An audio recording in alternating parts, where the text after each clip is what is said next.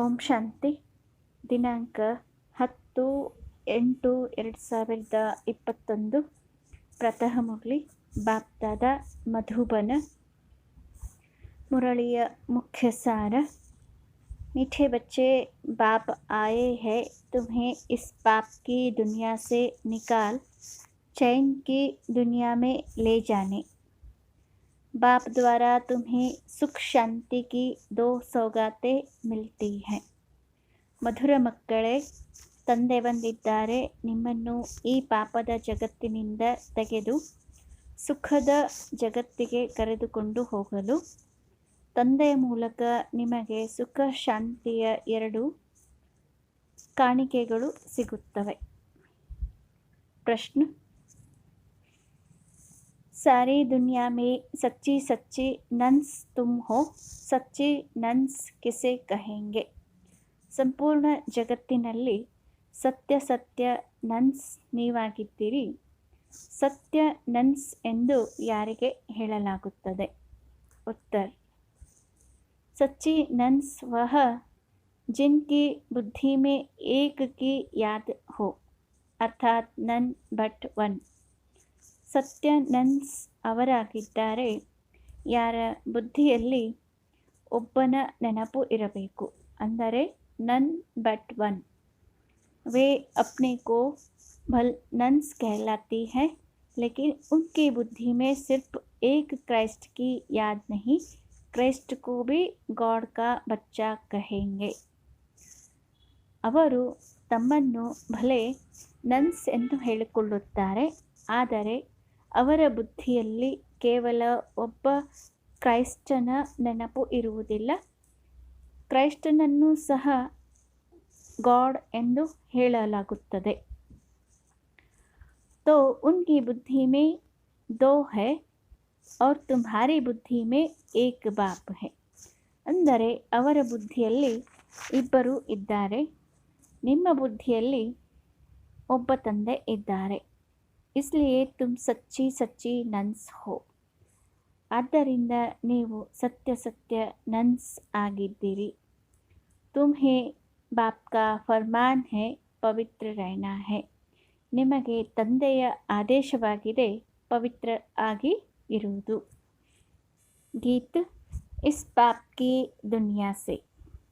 अच्छा, धारणा के लिए मुख्य सार. पहले पॉइंट: अब अशुद्ध कामनाओं का त्याग कर शुद्ध कामनाएं रखनी है. सबसे शुद्ध कामना है पवित्र बनकर पवित्र दुनिया का मालिक बने. कोई भी भूल को छिपाकर अपने आप को ठगना नहीं है. धर्मराज बाप से सदा सच्चा रहना है. ಈಗ ಅಶುದ್ಧ ಕಾಮನೆಗಳನ್ನು ತ್ಯಜಿಸಿ ಶುದ್ಧ ಕಾಮನೆಗಳನ್ನು ಇಟ್ಟುಕೊಳ್ಳಬೇಕು. ಎಲ್ಲಕ್ಕಿಂತ ಶುದ್ಧ ಕಾಮನೆ ಆಗಿದೆ ಪವಿತ್ರರಾಗಿ ಪವಿತ್ರ ಜಗತ್ತಿಗೆ ಮಾಲೀಕರಾಗುವುದು. ಯಾವುದೇ ತಪ್ಪುಗಳನ್ನು ಮುಚ್ಚಿಟ್ಟುಕೊಂಡು ತಮ್ಮನ್ನು ತಾವೇ ವಂಚಿಸಿಕೊಳ್ಳಬಾರದು. ಧರ್ಮರಾಜ ತಂದೆಯ ಜೊತೆಗೆ ಸದಾ ಸತ್ಯತೆಯಿಂದ ಇರಬೇಕು. दूसरी पॉइंट: ज्ञान चिता पर बैठ इस पढ़ाई में रेस कर भविष्य नई दुनिया में ऊंच पद पाना है. योग अग्नि से विकर्मों के खाते को दग्ध करना है. ಜ್ಞಾನಚಿತೆ ಮೇಲೆ ಕುಳಿತುಕೊಂಡು ಈ ವಿದ್ಯೆಯಲ್ಲಿ ರೇಸ್ ಮಾಡಿ ಭವಿಷ್ಯ ಹೊಸ ಜಗತ್ತಿನಲ್ಲಿ ಶ್ರೇಷ್ಠ ಪದವಿಯನ್ನು ಪಡೆಯಬೇಕು. ಯೋಗ ಅಗ್ನಿಯಿಂದ ವಿಕರ್ಮದ ಖಾತೆಯನ್ನು ಭಸ್ಮಗೊಳಿಸಬೇಕು. वरदान: सत्यता की महानता द्वारा खुशी के झूले में झूलने वाले ಅಥಾರಿಟಿ ಸ್ವರೂಪ ಭಾವ. ಸತ್ಯತೆಯ ಮಹಾನತೆಯ ಮೂಲಕ ಸದಾ ಖುಷಿಯ ಉಯ್ಯಾಲೆಯಲ್ಲಿ ಆಡುವಂತಹ ಅಥಾರಿಟಿ ಸ್ವರೂಪರಾಗಿ.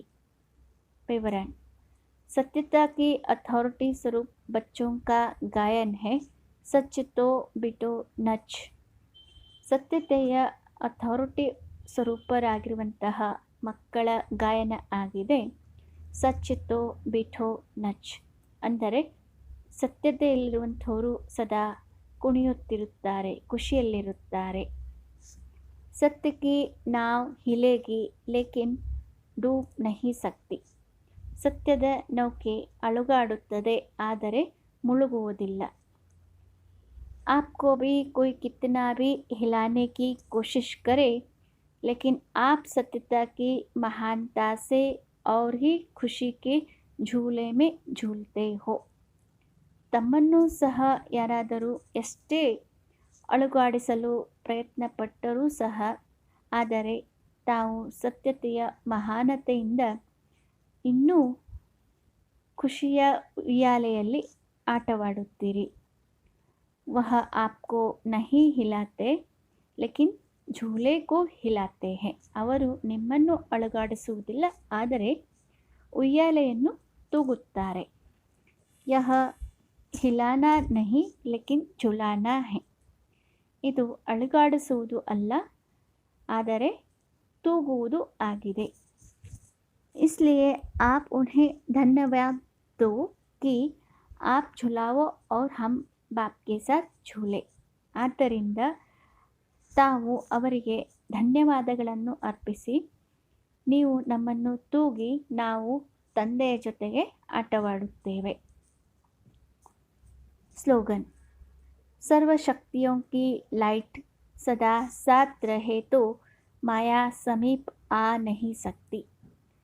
ಸರ್ವಶಕ್ತಿಗಳ ಲೈಟ್ ಸದಾ ಜೊತೆಗಿದ್ದಾಗ ಮಾಯೆ ಸಮೀಪ ಬರಲು ಸಾಧ್ಯವಿಲ್ಲ. ಅವ್ಯಕ್ತ ಇಶಾರಾ. डबल लाइट फरिश्ता स्थिति का अनुभव करो. 10ನೇ ಪಾಯಿಂಟು, मेरा तो एक बाबा और मेरा सब कुछ इस मेरे में समा जाए. ನನ್ನವರಂತೂ ಒಬ್ಬ ಬಾಬಾ ಆಗಿದ್ದಾರೆ ಮತ್ತು ನನ್ನದೆಲ್ಲವೂ ಈ ಒಂದು ನನ್ನದರಲ್ಲಿ ಸಮಾವೇಶ ಆಗಬೇಕು.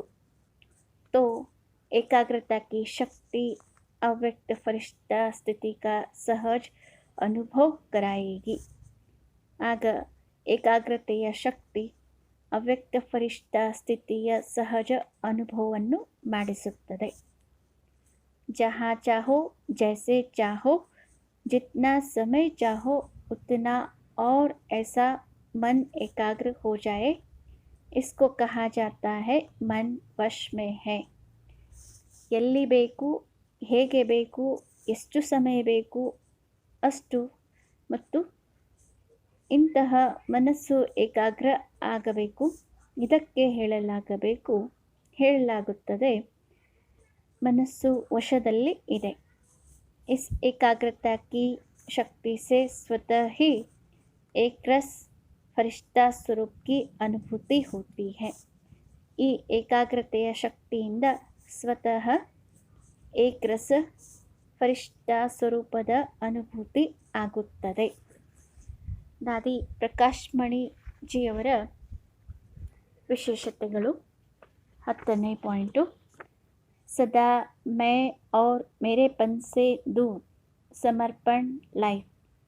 ಸದಾ ನಾನು ಮತ್ತು ನನ್ನದು ಅನ್ನುವುದರಿಂದ ದೂರ ಸಮರ್ಪಣ ಜೀವನೆ. दादी की सदा ऐसी समर्पण लाइफ रही जो वे मैं मेरेपन से दूर रही. ದಾದಿಯವರ ಸದಾ ಇಂತಹ ಸಮರ್ಪಣ ಜೀವನ ಆಗಿತ್ತು, ಅಂದರೆ ಅವರು ನಾನು ನನ್ನದು ಅನ್ನುವುದರಿಂದ ದೂರ ಇರ್ತಿದ್ದರು. जैसे मम्मा ने कभी किसी की कमियों को नहीं देखा. ಹೇಗೆ ಮಮ್ಮ ಅವರು ಎಂದಿಗೂ ಯಾರದೇ ದುರ್ಬಲತೆಗಳನ್ನು ನೋಡಲಿಲ್ಲ. ऐसे दादी ने भी कभी किसी की कमी नहीं सुनी न देखी. ಅದೇ ರೀತಿ ದಾದಿಜಿಯವರು ಸಹ ಎಂದಿಗೂ ಯಾರದೇ ದುರ್ಬಲತೆಗಳನ್ನು ಕೇಳಲಿಲ್ಲ ಮತ್ತು ನೋಡಲಿಲ್ಲ. ಪಾಲನಾ ಬಿ ಮಮ್ಮ ಬಾಬಾಕ್ಕೆ ಸಮಾನ್ದಿ. ಪಾಲನೆಯನ್ನು ಸಹ ಮಮ್ಮ ಬಾಬಾ ಅವರ ಸಮಾನ ಕೊಟ್ಟರು. दादी जी सबका ध्यान रखने में हर बात में एक्यूरेट रहने में, जो बाबा सेवा कहे वो तुरंत करने में, जो इशारा मिला वो मन वाणी कर्म से पालन करने में ದಾದಿ ನಂಬರ್ 1 थे. ದಾದಿಯವರು ಎಲ್ಲರ ಗಮನ ಇಟ್ಟುಕೊಳ್ಳುವುದರಲ್ಲಿ, ಪ್ರತಿಯೊಂದು ಮಾತಿನಲ್ಲಿ ಎಕ್ಯುರೇಟ್ ಆಗಿರುವುದರಲ್ಲಿ, ಯಾವುದನ್ನು ಬಾಬಾ ಸೇವಾ ಕೊಟ್ಟರೂ ಹೇಳುತ್ತಾರೆ ಅದನ್ನು ತಕ್ಷಣವೇ ಮಾಡುವುದರಲ್ಲಿ, ಯಾವುದು ಸಂಕೇತ ಸಿಗುತ್ತದೆ ಅದನ್ನು ಮನ ವಾಣಿ ಕರ್ಮದಿಂದ ಪಾಲನ ಮಾಡುವುದರಲ್ಲಿ ದಾದಿಯವರು ನಂಬರ್ 1 ಆಗಿದ್ದರು. बाबा ने पहले पहले दादी जी को ही जापान और हांगकांग की सेवा पर भेजा. ಬಾಬಾ ಅವರು ಮೊಟ್ಟ ಮೊದಲು ದಾದಿಜಿಯವರಿಗೆ ಜಪಾನ್ ಮತ್ತು ಹಾಂಗ್ಕಾಂಗ್ಗೆ ಸೇವೆಗಾಗಿ ಕಳಿಸಿದರು.